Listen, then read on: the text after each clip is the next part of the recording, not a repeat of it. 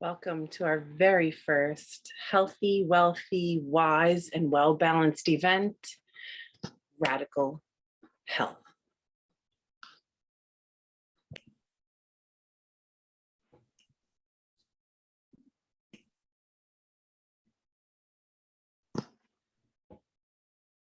Welcome to Radical Health. The conversation that you just joined about being healthy, wealthy, wise, and well-balanced as we navigate this ever-evolving world.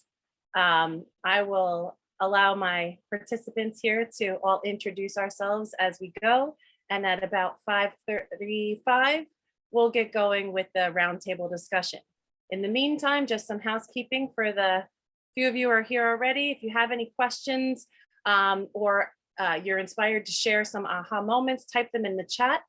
And we're happy to be with you here to share this hour. Thank you both for being on time.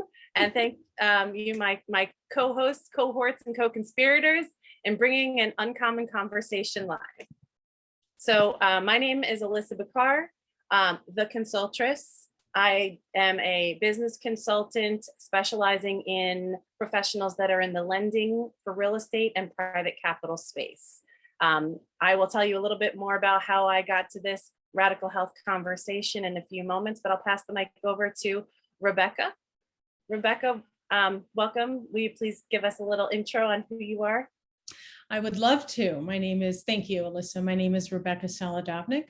I'm a mental health therapist and certified anger management specialist. And I'm thrilled to be part of the roundtable today. Thank you. Welcome. Kim Boss. Thank you, Alyssa. My name is Kim Boss, and I am a holistic health coach, and I help busy professionals to create a stronger immune system and to lose weight naturally, which I do through one-on-one online coaching. Welcome. We are so jazzed and happy. Kim, I will share with our audience that this was just a glimmer in our eye just about 2.5 months ago.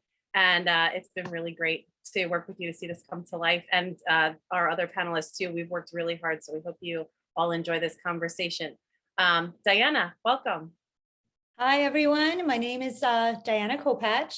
I am a holistic and integrative dentist on Long Island, and I am happy to be part of the conversation. Wonderful. Well, thank you for being here. And I am looking to you, Christina Macro, who I've met in a few training rooms. She's going to be our disembodied voice and our moderator for today's conversation.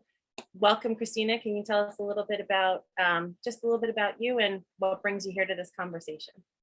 Sure. I'm so happy to be here moderating with all of you lovely and talented and such inspirational women. So thank you for inviting me to be a moderator. And I have a real estate background as well. Also a published author, written an internationally best-selling book. And I too have sort of lived in a space where health became very important to me. And in the process of becoming healthy, I lost weight. Right on. And so I'll give us just a couple more minutes here for other attendees to filter in, but just some housekeeping. I'm going to keep everybody here on mute. If you have any questions, Christina is going to be our volley coordinator, so she'll be searching the chat for questions or ways to help us guide based on what you want to hear more of, or what you were inspired to share based on what you hear here today. So without further ado, it is 5:35, and I made a promise here to start on time. And those folks who are joining us afterward for the replay, welcome, and hope you enjoy what we have here in store for you for this conversation, Radical Health, how to be healthy, wealthy, wise, and well-balanced in our ever-changing world. So to that, I'll turn it over to you, Christina, to kind of set us up and direct our flow of conversation from here. Then again, maybe not. Are you unmuted? Oh, yep, There you go. It wasn't allowing me to unmute. I apologize. So let's start here. Let's start with, and I think it's probably good for dialogue purposes for any of you to kind of chime in with your answers and create sort of a roundtable. So the first question I would have for our audience is, what is your definition of being healthy, wealthy, wise, and balanced? And the question number one is finding balance in your life in that. So how does that look to each of you in finding balance in this definition of being healthy, wealthy, wise, and well balanced? Well, so I'll say that for me, I believe that it's all interconnected and intertwined. In the last 12 years of becoming a mother, a business owner, entrepreneur, rewriting the script, homeschooling my children, no stone was left unturned. Everything was up for review.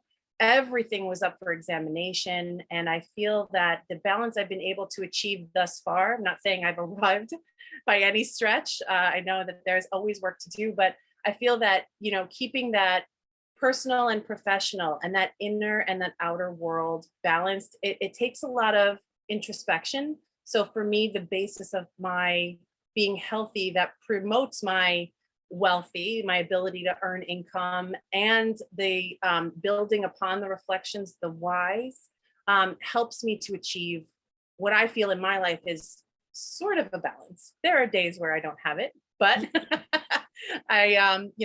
being a mom of two and having a lot going on in terms of business and personal, I feel that the balance is always like the result of all these efforts. Diana, I know you have a few children and a business that you're running. Can you speak to that too? Yes, actually, I am blessed with 4 kids, and my eldest just turned 11, so it goes from 11 down to 3.5. And I recently opened up my own practice about 6-7 months ago. I've been working as a dentist for 7-8 years now. So I've actually had 2 of my kids while in dental school, and people would look at me like, what are you doing? But because I somehow managed to balance, to have this balance in my life where I made time for me, I made time for my personal life, I made time to work out on my career and have that support system, which I think is really very important. I was able to do it. And nowadays, in order to actually have everything run smoothly, I need to make that much more effort to make sure I have time for me to eat right, to exercise, to have some quiet time, right? To quiet my mind, to listen to some great affirmations, to say some affirmations, to really put all of these little things together that'll allow me to continue on, because too many of my colleagues have burnt out. And unfortunately, many moms that are very close to me are going like this all the time, and it's hard. It's hard, but it's possible. I'll just start with that for now. Well, we do have a whole hour to fill, so we're going to hear more of each other's stories. Christina, I've made you co-host, so if you can mute and unmute yourself. Yeah, thank you. Cool. Thank you. I was going to ask Diana what her affirmations looked like when she was in this place of 4 kids and going to dental school. I'm curious, what was that? What were your affirmations? Some of them were as simple as, my family is balanced. I can do it. Anything is possible, right? Sometimes things have to just be really, really simple. Mm-hmm. Also, I'm very, I really enjoy reading, or I should say listening to in the last few years, more like Audible is my best friend, to like self-help books, right? And part of what I remember reading, and is whatever's on your face becomes internal. So that whole like fake it till you make it thing, right? Smile, smile. Yeah. And it's amazing. Like you start smiling, and you're happy and you feel better. So it's like these little things that you pick up on, these little tidbits that really work. And I feel like a lot of times you need to be okay with being goofy and feeling like it's, you know, it's okay if I like feel weird doing this, but it'll help. So it's just like, give it a shot, you know? It's Kim, true. I think when you take on the persona, it helps to sort of like you internalize it and then you start to feel that way because you're like, no, this is how I'm going to be and this is how I'm going to Yes. express myself. And it Yes. does start to become internal. And the next thing you know, you start behaving that way. So that's Yeah. great advice. You know, I am growing up, honestly, and I literally was telling this to my daughter yesterday. I'm like, you know, I am known for smiling for no reason. And all my friends and everyone, like in all my classrooms and everywhere I go, I would be asked, why are you smiling? And I'm like, why not? Smile, just be happy. And then you are, you know, you are the way you act. So just go Isn't for there a it. quote like the cat that ate Manhattan? Like I'm smiling because I have a secret. So people are always curious, right?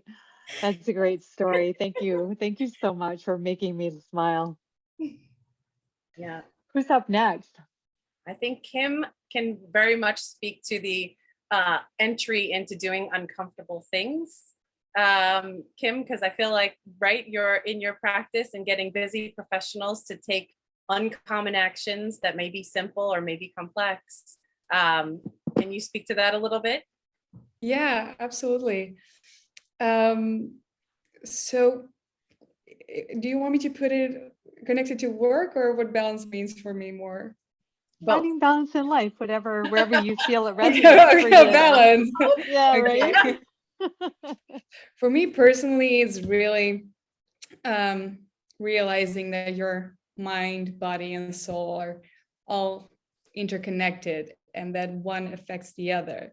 And to create balance, I know that I have to work on my nutrition and on my exercise, but I also really need to pay attention on sleep and stress and work. Am I doing something that I love?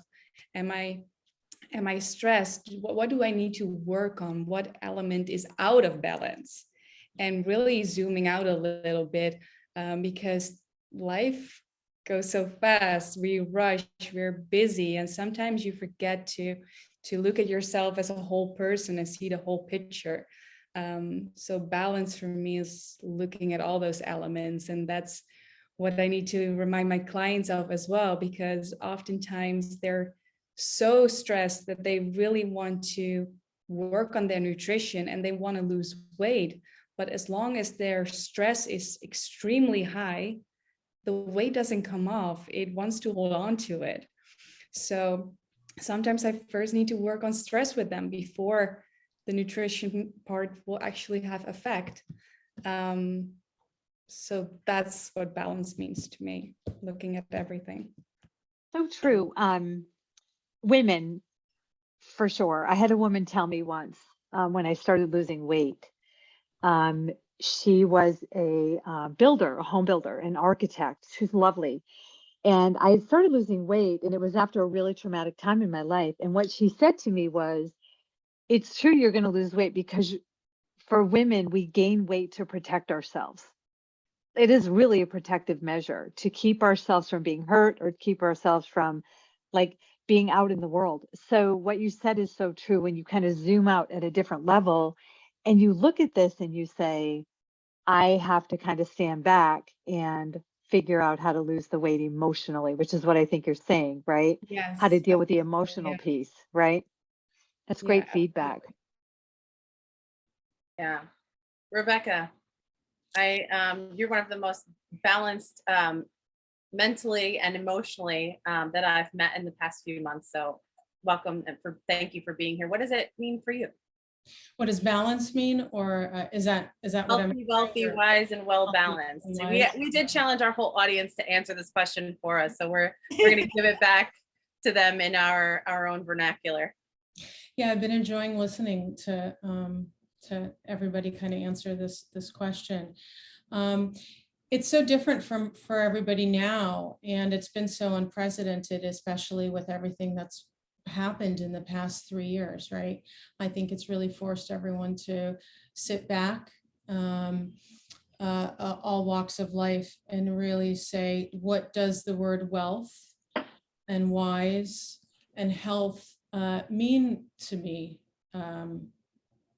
Hopefully, right? If you haven't asked yourself that, maybe it's time to.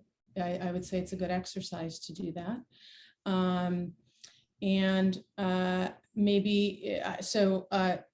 Throwing it back on myself, based on my culture, my upbringing, based on social construct, the word wealth definitely meant something very different to me than it has meant not only in the past 3 years, but even a little bit before that. And we'll talk about that later and why I'm here, why I changed careers and got into my current career. But you know, wealth and balance are completely different things. It's really reassessment. It's kind of what we're all saying here. It's really looking through a different lens at life, understanding how our mind and our body work together, how our environment, how the people we're surrounding ourselves with, how we're communicating, how our past, our present, and our future work together. And so all of these components, who we want to be, what that definition looks like. So it's so many different things. I'd like to think that all of us, definitely myself and what I do, fall into the component of someone taking a look at these definitions at themselves and saying maybe a mental health therapist or a Kim or an Alyssa or Diana or a part of the resource, part of like a roadmap in that great plan. But I guess, another long-winded, but part of that answer is balance. It is really finding kind of peace with myself, looking at yourself and reevaluating self and then how you see others. So it's balance within. I love that Diana mentioned kind of just, I think it was you, Diana, just sometimes just chilling out and sitting around. I know harder to do when there's children involved, but being okay with that and taking a step back. So my definition is just, it's really changed since pandemic, race relations. There's so many different things going on in the past 3 years, and reevaluating that. Being okay with certain things, changing my definitions. I think that's made me more wise. If I'm going to get organic wrinkles as I get older, I hope that the benefit of it is wiseness through experience. And so, yeah, that's kind of my, flaky, but hopefully, makes a little sense definition of things and why. Oh, Rebecca. Oh, does it make sense to me? I think you hit the nail on the head when you started talking about the definition of the word definition, right? We ask people to come and give us a definition of what it meant to them. And I think sometimes when we think in our day-to-day rut of thinking, we tend to always assume that the definitions we may have learned unconsciously long ago of whether the word is wealth or whether the word is happiness or joy. I personally had to retool and redefine for myself the word joy, because growing up, I had so much shame around the word joy, and I cannot even tell you where it comes from. Like all this reflection I talk about and, looking inside oneself and trying to reach it, all I could think of was happiness was the bright, shiny name or the bright, shiny definition that I was always after. But whenever I would hear the word joy, I would feel closed off. And it took a lot of introspection and working and conversations like this, right, that we all have in private with our best friends, or maybe with just an acquaintance who has no consequence on our lives. Workshopping always, I feel like, happens in these conversations where you open something up that looks like it's a solid, but actually it's an entire universe in and of itself. So I loved what you said about redefining the word wealth for yourself, and about how when you grew up, it was a different word. I've had a very similar experience. The envisionment for me, and I think for many people, of wealth was standoffish, at least in my personal historical definition. The definition of wealth was also greedy. or, not responsible. And to be able to come through the transformation of what wealth means to me now. And it includes more abundance, but it also includes things like the more money you attract, the more responsibility you get to deploy in this world. And once I took responsibility of that definition, that, money doesn't make you a bad person, money is just a magnifier for what is already present inside of you. And it came from knowing myself too, and knowing, okay, I've gone through all these different pivot points and turning all the stones in my life upside down to see what needs shaking up and what needs to be put down exactly the way that it is. But, to your point, in our, life, that I think the word crazy is now in hyperbole. Like the word crazy, people use it like it's tissue paper. We have an opportunity, because that's such a overused word right now, to redefine for ourselves what we actually mean when we say things like that. Do we actually mean like the rut definition of crazy, like untethered, unfounded, completely unbelievable? Or is it something else? So I challenge, our panelists here, as well as, our viewers, when you use that word crazy, do you find yourself using it like a tad too much lately? Because woof, once I had that awareness, it changed how I decided to communicate. And I know this forum, this panel, is an exercise in us expanding our ability to communicate. And so I don't know, just throw it up here for the group. If you guys want to, tag on and say what you feel, or type us into the chat. What's coming up for you? So I want to go back to, and thank you, Alyssa. I think that's great, but I want to go back to organic wrinkles. And what I really heard Rebecca saying, which I thought was brilliant in what she said, was it's evolving. So her balance has had different definitions. Her balance has come in different ways at different times in her life. Finding balance has sometimes been a challenge, but at the end of the day, what I heard you say was it's always evolving. And I think that's really important, right? Because I think that sometimes we get stuck in, I need to do this, therefore I need to do it this way in order to get where I want to go. And we can get stuck in a path rather than realizing that imbalance is evolving.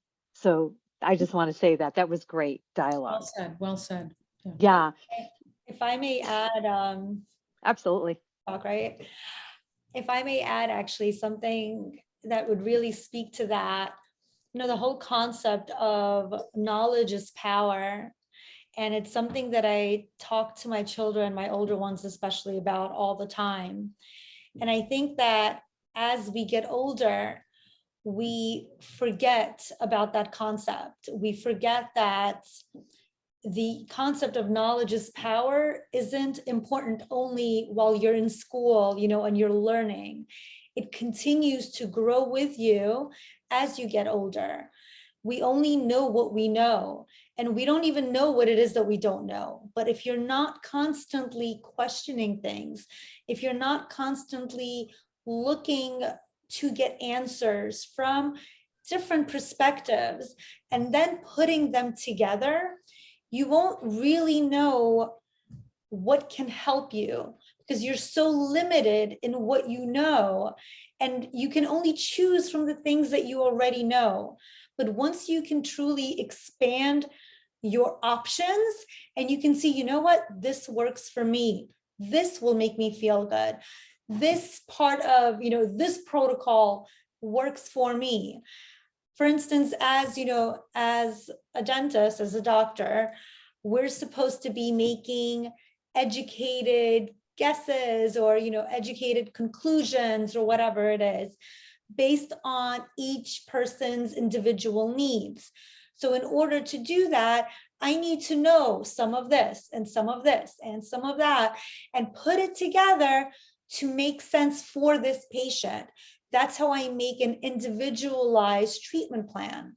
Similarly, in our lives, we need to do that. So in order to make it balanced for you, learn something about this and something about that and something about that third thing, and see what works for you when you can put it together. don't feel like, you know what, I listened to this guy, I want to take in everything he says and that's it. But maybe this one is going to have something else that'll really make you happy. Like, don't be closed to getting a new perspective and learning something else. I went to an entrepreneur conference like 10 years ago now. It was called Mastermind Talks. It was the first of its kind. And they started talking about, what are you getting rid of? What are you letting go of? Because we tend to think learn, expand, add, plus. But the yin to that, yang, is release. It is deconstruction. It is demolition, letting go, right? So also in our thoughts, and I sent everybody a book from that meeting that I really vibed with. It was something that really changed my life. And I had followed up with all of these very successful 7 and 8 figure entrepreneurs. And I said, so what were the things you learned? And I think the number one response that really resonated back to me was, I only really ever take just one thing that I can take and deploy, and I can take and put into practice in my life. It was just one thing that's really going to make the difference for me. And it's where I'm at right now, or what is up for me right now. Because, if you read a book a couple times, every time you read it, you're a different person. Yeah. So this context that we're living in, I came to this profession, 10 years ago for consulting, and who I am today, I reread these books, and I'm like, how did I forget this? No, it just didn't pop out for me at that point, because it's not where I was at. I think, Kim, I think you and I have talked about this a little bit too. It's meeting people where they are. It's meeting yourself where you are and being honest about what that actually looks like. Well, they say that when the student is ready, the teacher appears. Yeah. Which Yeah. speaks to that. Sure. There's a really good book, ladies. It's called Think Again by Adam Grant. And he speaks to exactly what you're saying, Diana, which is the way we see intelligence and learning is very different in the world we are in today. So that was great commentary about it. It's true. Thank you. Good to know. All right, so let's go on to the next question. So let's talk about having energy, getting great sleep, staying mentally sharp and physically in shape, maintaining happiness and positive human connections. Like, that's a lot, right? So especially in the world that we live in now, I think Rebecca mentioned, COVID and how it's a different world and how we're connected. So what are your thoughts on maintaining all those things, having the great energy, getting good sleep, staying mentally sharp, physically in shape, maintaining happiness, and on top of that, positive human connections? What are your thoughts? I think those are all good things. I'm for them. I'm joking. Those are jokes. I think those are all, I'm pro them. I don't think you should not do them. You can quote me on that. I think those are all good things. I'm Those are all putting it good out there. things. Yeah. Therapist says those are all good things.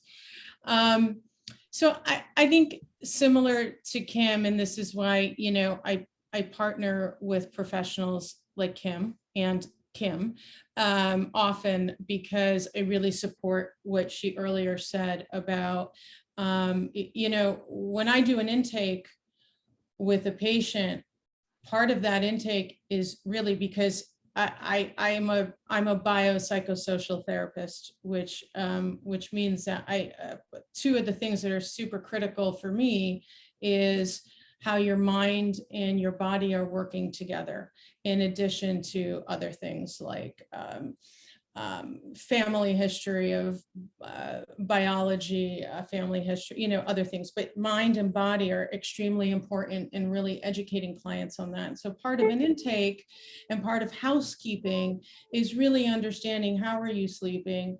What are you eating? Has any of that changed drastically? If it does, I'm not an expert at everything. So I will then partner with experts, such as the people on this panel, and not just the people on this panel, but actually probably some of the people who are in attendance here as well. So in any case, there is evidence-based that when you have anxiety, when you have depression, when you've had a history of little t trauma, big T trauma, etc., these things, the mind and the body work together. So you've had long-term or even short-term versions of this, and it manifests. So a lot of this manifests in this.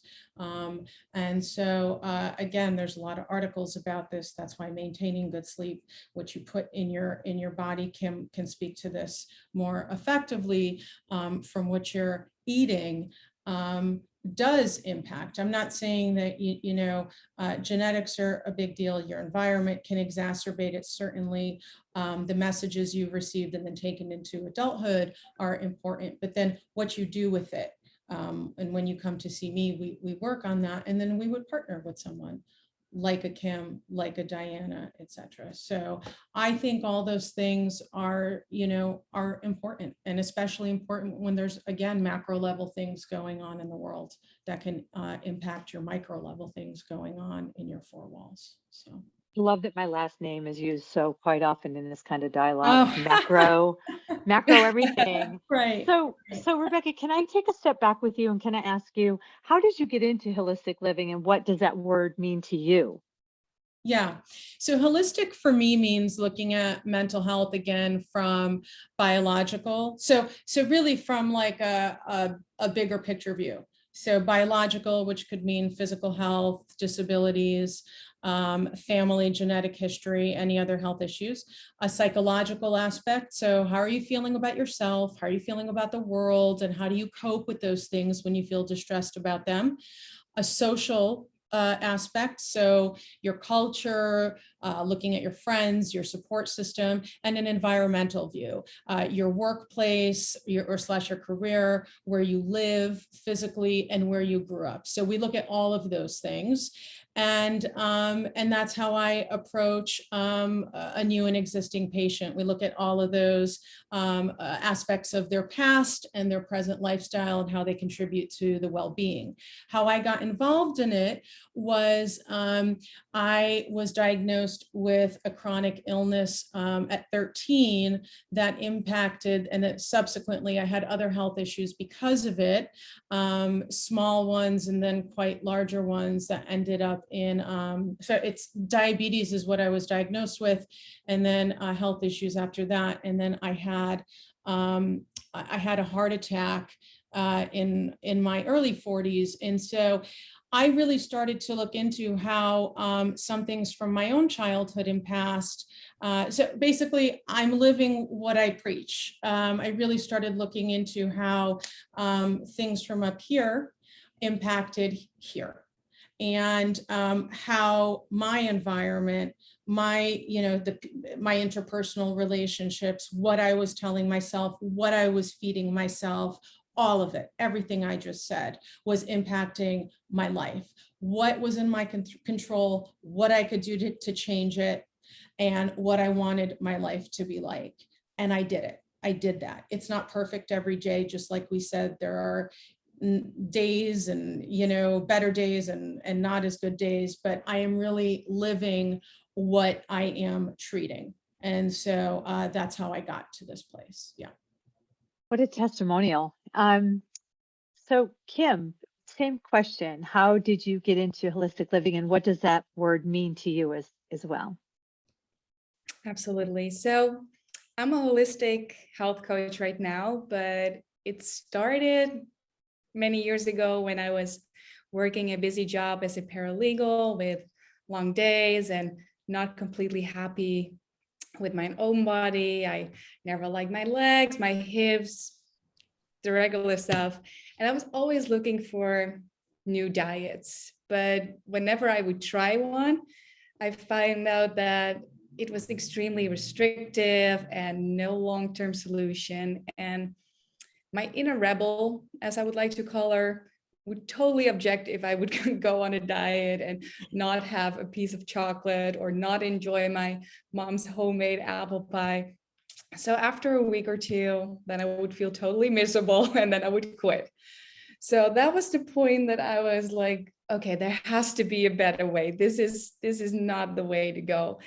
And that is when I found the Institute of Integrative Nutrition, which is the largest nutrition school. It's here in New York, and they offered a program to become a holistic health coach. And by that time, I had no clue what a holistic health coach was. I was like, okay, let's get into it. But it resonated so much with me. And being at school again, it changed everything for me. And it taught me that nutrition and exercise are not the only things that matter. And that if you want to feel your best, you also need to sleep enough and be in a job that you like and spend time outside and have meaningful relationships and so many more things. And that nutrition, it's truly medicine, and how powerful it is, and how it can affect your mood, how it can contribute to anxiety, to stress, to depression, and that you literally are what you eat. And that so many people feel so miserable, and they don't know how much better they can feel when they simply eat the right foods. And yeah, that really got me into what I do right now. And I'm helping people to feel better, and that feels amazing to me. And I wish that for everyone to go through their days full of energy and feel good about themselves. Paying That's forward your great. personal experiences, huh? Yeah. Finding a common thread. Can I jump in, because I feel like, Kim, you talked a little bit about having to go through your own body issues and all these things that were happening to you, and diets and rebels. And I feel like anybody who's looking to better their life feels that on some level, whether it's their health, or for me, I think it all came in the grand pursuit of finances. If I hadn't started on the grand pursuit of business, and then had my children, and all the chaos that ensued in my life, I was looking for some kind of balance, some kind of greater meaning. And that's the way that I found my way to what I would call holistic living. It's really honoring not only the logistical and the intellectual side of how we live, because it's most of what we all get taught about how to live and what to do, and get that house with the picket fence and the 2.5 kids. I'm still working on what the hell half means. Anyway, I have 2 dogs, so maybe they together make half a kid. I don't know. It counts. But They do. thank you. Great. I checked that one off the list. But I found that, in having a bigger, broader purpose with my business, to figure it out, and to figure out, what it meant to provide value. And then also then I'm looking at my kids. I became a trained human potential trainer early on in my consulting practice. And as I was sending my children off to school, I was like, oh no, I cannot unsee that I just outsourced my humans. And I was a career girl. I was like, I can't wait. And then I'll have a part-time, full-time thing, and I'll have my mojo back. Well, it's 6 years later.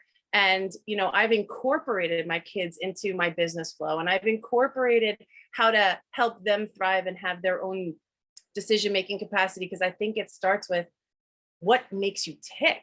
And to me, that's holistic living, is like learning myself to the point where I understand, the good, the bad, the ugly, the light, the shadow, and having a greater purpose, whether it be business or family. And in my case, it was all of it, to re-examine and really, figure out, all right, how do I hold all of this? How many plates can I spin? But how do I make sure that they all thrive together? And so for me, that's what it means to get to holistic living, is to have that compassion for yourself when you don't know what you don't know yet, like Diane said earlier.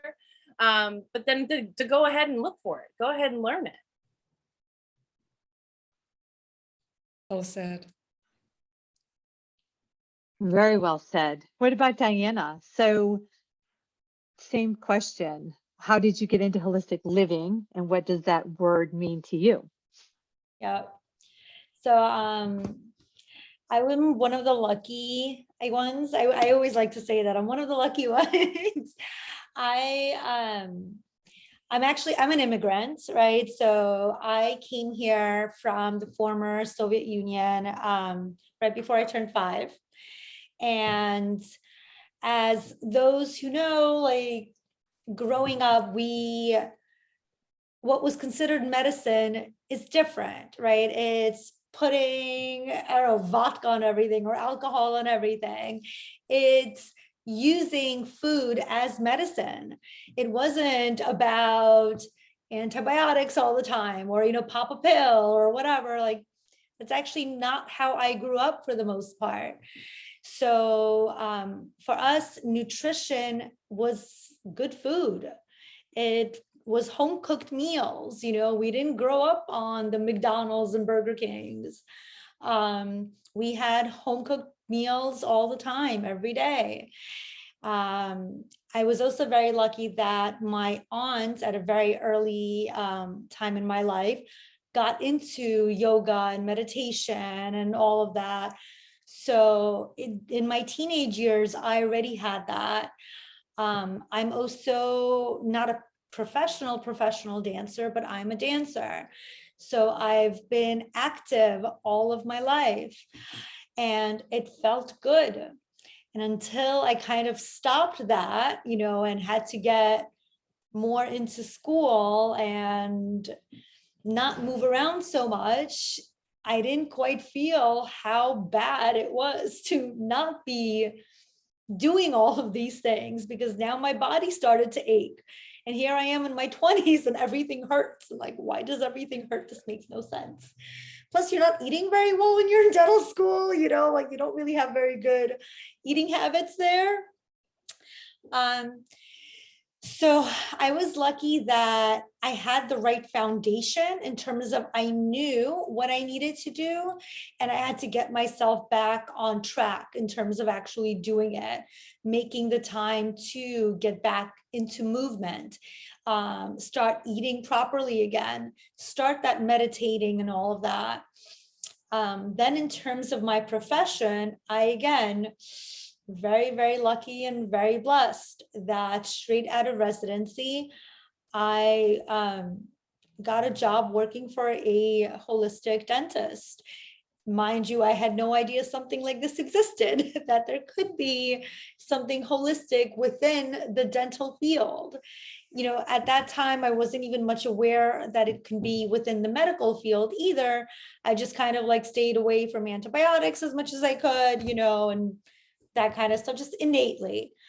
So within my field, now I put together different things as well. I use different kinds of therapies to help my patients, whether it's looking at something like ozone that many people don't know about, or using essential oils. Using essential oils in my practice. Sleep is huge. I'm also, a sleep and airway dentist. And the amount of comorbidities that occur because of improper sleep is astronomical. And unfortunately, most people in this world are not getting enough sleep. They're not sleeping correctly, meaning they're having, apneic episodes during sleep. So they're not actually sleeping as well as they think they might be sleeping. And, airways, there's so much to look at in the human being when treating them, that a lot of things fall through the cracks. So for me, being a holistic practitioner, just in general, means look at everything, assess everything, including their moods, which again, if you're not, if you're depressed, I was saying this before, well, if you're depressed, you don't feel like brushing your teeth, you don't feel like eating right, you may not want to eat anything, you're not thinking about, your mindset is not right. So there's everything, you need to look at everything. Don't make sales calls, for the love of God. If you are in a sales role, if you're feeling this way, do not pick up the phone. This is one of those holistic things that I realized, like, okay, get up every day, make 100 phone. No, Don't do it. This is where we have No. to stop and dial in and pay attention, Diana. Like you're saying, the holistic way of living isn't just this kumbaya and like, sit and meditate and eat grapes all day, right? It actually is something we could put into practice about, okay, when I'm feeling this way, what are my best avenues and how can I best help myself through this issue? I'm hearing you say as a dentist, you're looking at the entire person, their moods, their habits, and and I'm just going to give you a shameless plug right now. I went to Diana with my son. He had a gigantic cavity that every other traditional dentist told us he had to remove his tooth. He's 10, right? We had to do a root canal, and there was going to be years and years and thousands to follow. But Diana was the only one who said, let's take a look at what we can save, and let's put something in the body that the body recognizes. And let's use this ozone, which is why I was waving you down, because it actually has helped him maintain better dental health because he realizes he's treating it with something special. So even at a 10-year-old level, you're making an impact on me and my whole family. And I know there are a couple of folks who are not on this call who were signed up and ready to come in, who also are raving fans. But just to your point, that holistic living, it came naturally to you, you said, because of the way that you were brought up. And I feel like you're, pioneering moving forward to help people understand and unpack. There are more questions to ask here. It isn't just, tell me A and then you get B type of treatment. Yeah, Like I hear from all three of my other fellow panelists that it's much more integrated and intertwined than we, in our rut thinking, allow ourselves to comprehend. I'm sorry, I didn't mean to cut you off, but No, it's fine, and you find that one of the most difficult things to do in this day and age is to be able to spend that kind of time with the patient where you can truly get enough information from them and instill enough education on them. It's that give and take. And I think that's actually one of the hardest things to balance within any medical profession, medical, dental. And by the way, all of this is all health. So to me, if you're helping a person with their health, you're in this profession because you are helping them, and it's a very hard pill to swallow right now. Diana, I think what you said kind of sums it up, at least for me. Look at everything. It doesn't mean that you are going to tackle everything.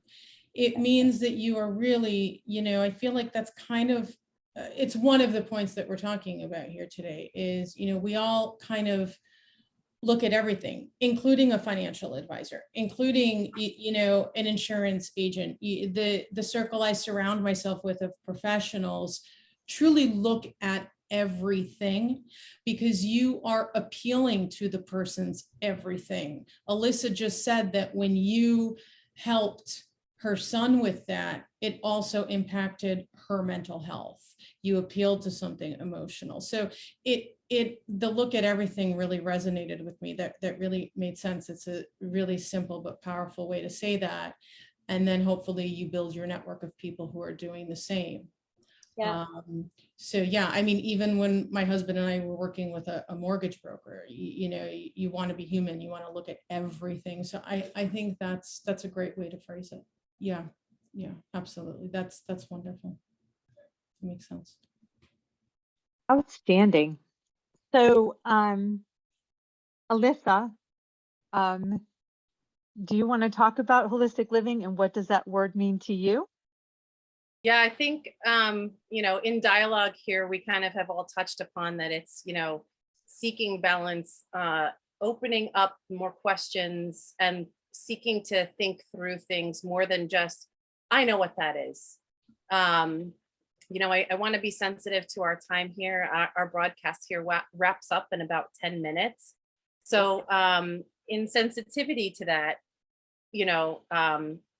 my biggest wish for you, if you've joined us here live or if you're watching this on the replay, would be to, what can I do where I am right now? What are some actionable things that I can walk away with in this crazy world, right? I'm going to use the word, in this crazy world. How can I best put this notion of balance and this notion of healthy, wealthy, wise, and putting it all together, from each of these different disciplines.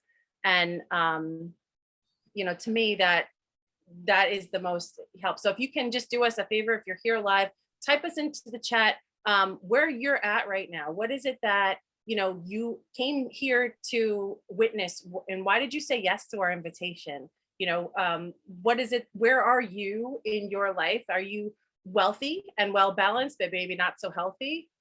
Guilty, right? Or are you well balanced and wealthy, but not wise? You keep that knowledge wheel running, and you don't have to call yourself out or anything, but just what I'm inviting you to do here is, let us know, what you're getting here from this conversation as we, kind of round the ball field here and close out with our actionable strategies for you.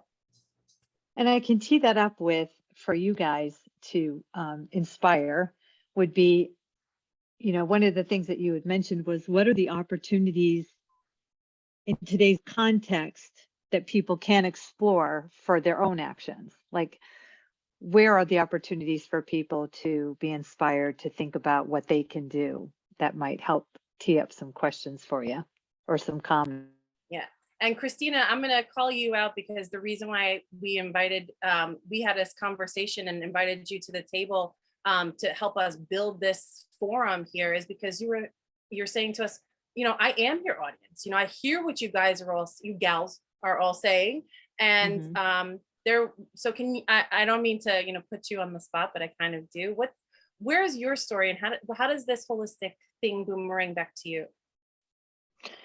So similar to Rebecca, Diana, and Kim, right? And you as well. We've had conversations.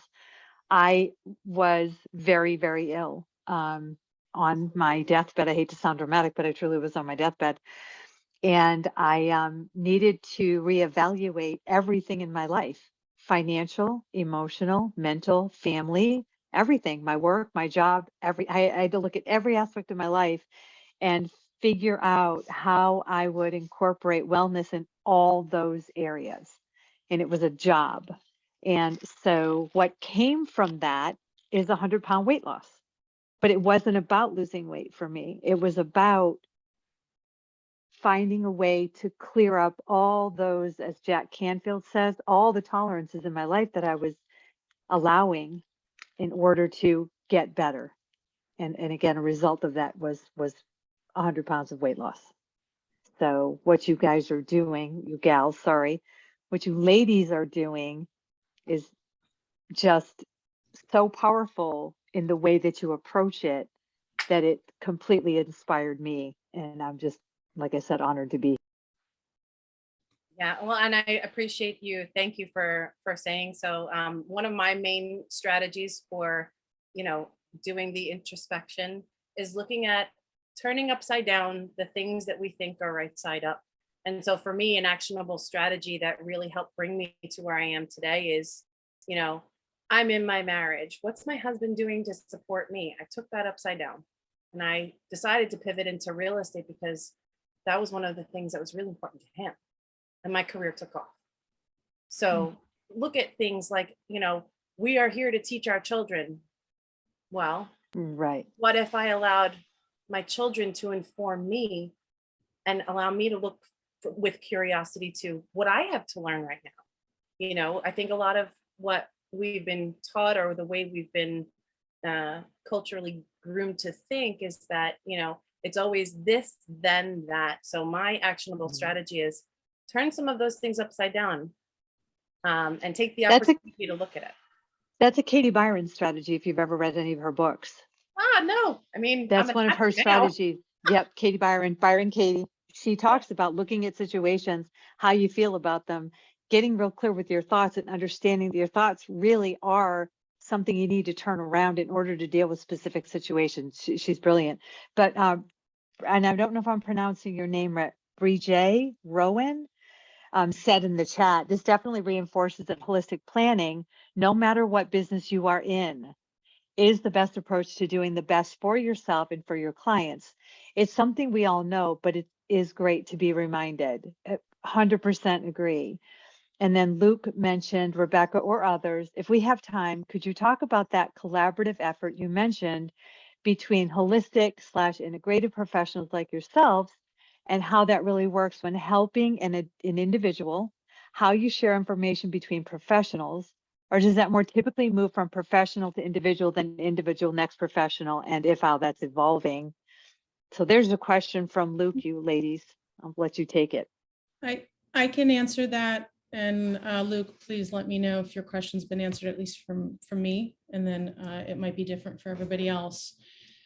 So once a patient or client comes to me with the presenting issues, we'll work on those, and we'll set up what the goals of the therapy journey are going to be. And as we put together a treatment plan or a roadmap, and that could be anything, you know, as somebody starts to work on their goals, that could include letting go of things, toxic things. It could include gaining things they want in their life.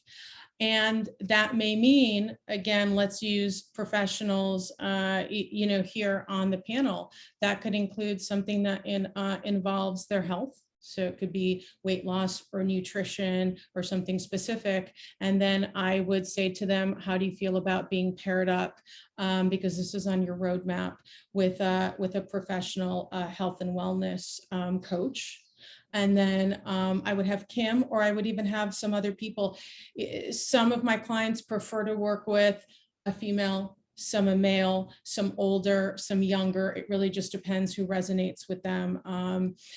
Some will say, you know, in my plan, I would like to be a homeowner, or I would like to be a second homeowner, or whatever or, you know, I want to start being better with finances. That's something important to me. That's something that was never taught to me when I was younger. And so I'll say, great, I have a couple financial advisors. And once again, some clients prefer female, some clients prefer male. It all depends. So I would like partner them with either, you know, if it's real estate, I would partner them with preferred contacts and say, is this okay with you? And then they'd go from there. And again, somebody recently might be looking for a dentist. And I actually sent them Diana's name. I don't know if they've reached out. And so that's how it would simply work. Breege and I actually know each other.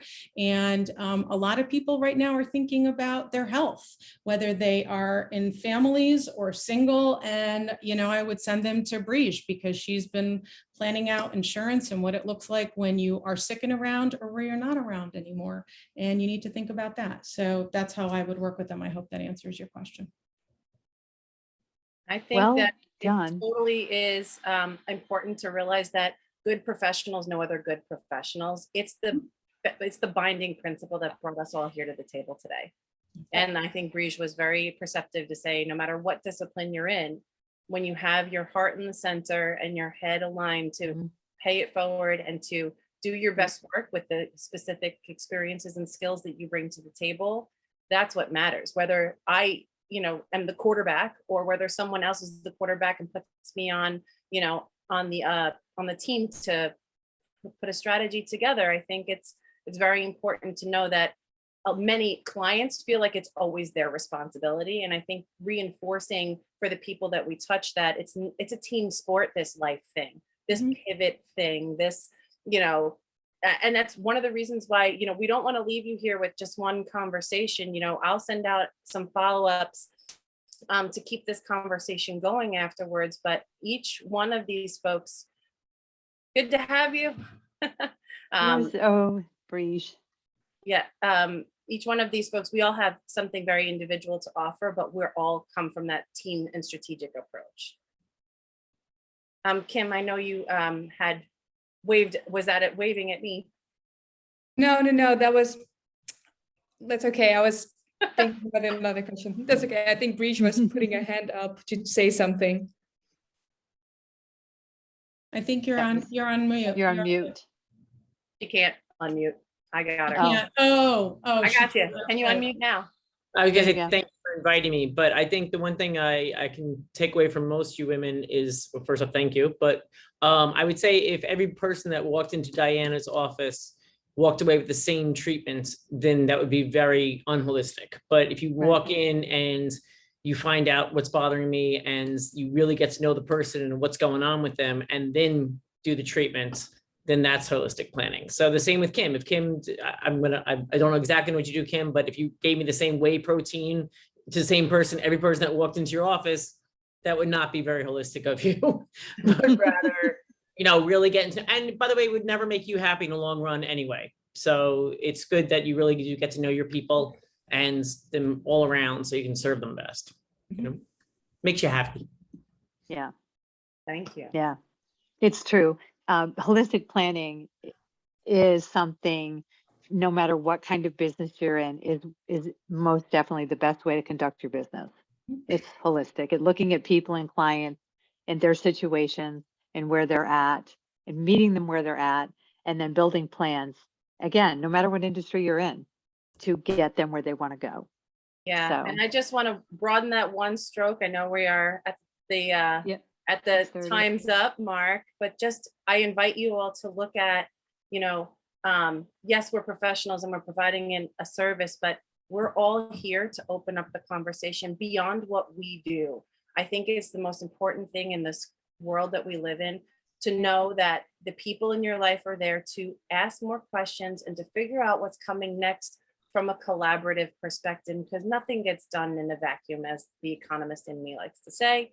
We all are part of something greater. And, just this panel here alone has brought me so much joy and fulfillment, putting all these people in the same room together. And we weren't sure, what would be the end result of it, but we started something because we believe that there's conversations that aren't being had right now, questions that aren't being asked and looked at from multiple perspectives, that if you walk away with nothing else from this meeting, walk away with the more questions there are, the better it is and the better it can become.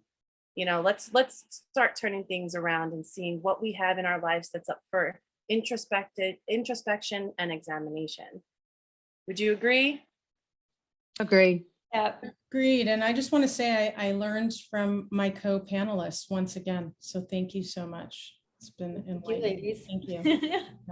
Thank you all. Yeah. Well, thank all of you for being here and all of your input. You are just a group of women with a wealth of information, knowledge, and superpowers. And so I'm grateful to have carried this conversation along or moved this conversation along for you guys and to have been here. So thank you all for this. And it's been fantastic for you and everyone in the audience as well. Christina, thank you as well. Yeah. Absolutely. Thank you. Thank you. All right, so long, everyone. And from now until the next time you hear from us, see us, or, ring our doorbell, may you be radically healthy from here on out. If you ring my doorbell, Yay. you're going to scare my cats, but go for it. Okay. Right on. Take care. Bye-bye. So long, everybody. Bye-bye.